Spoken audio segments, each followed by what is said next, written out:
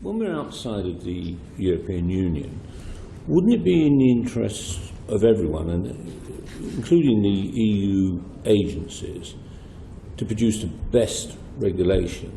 And therefore, if we have significant experts in this country, why on earth would they want to exclude us from making our points? Because that would improve the overall regulation. I think it's difficult to sometimes put oneself in the position of the European Union or the UK government. I'm just a lawyer.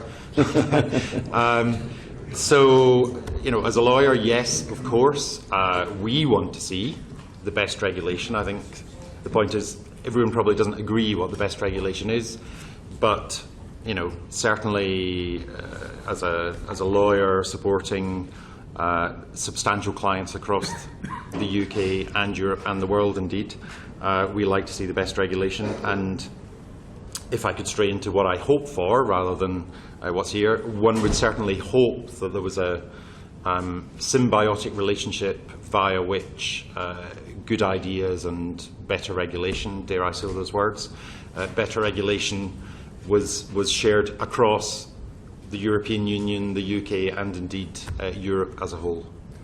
The structure that we have today, the market structure with market surveillance and so on, is based on a performance type of regulatory system where there's a very high level of regulation is set at the highest possible level, and then industry standards are used as a voluntary means of demonstrating compliance.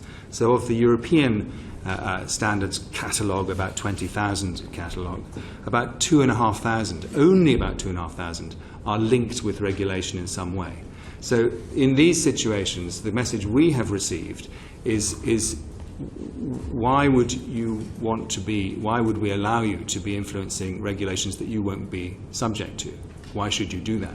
In the standard space, it's a different matter because standards are made by the stakeholders, and we talked earlier about industry, but the stakeholders are anybody who is affected in our system, any stakeholder, consumers, regulators, testing bodies, conformity assessment, government, industry, everybody participates, and my job is to make sure we have fair participation.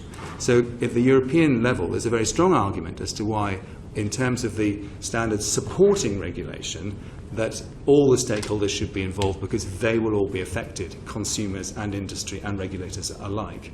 So I see that as an opportunity, but we have had a very clear message that why would you be in the room when you're not going to be subject to this? Why would you have an influence on it?